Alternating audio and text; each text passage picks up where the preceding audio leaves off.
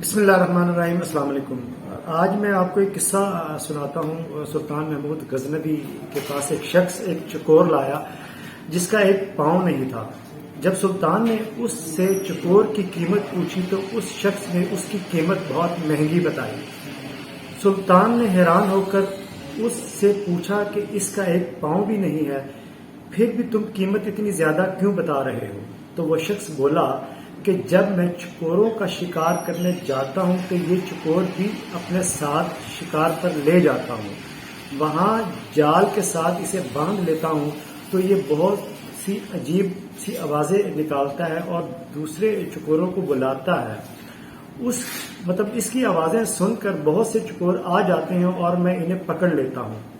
سلطان محمود غزنوی نے چکور کی قیمت پوچھی۔ قیمت بتانے پر سلطان نے اس شخص کو اس کی قیمت دے کر چکور کو ذبح کر دیا۔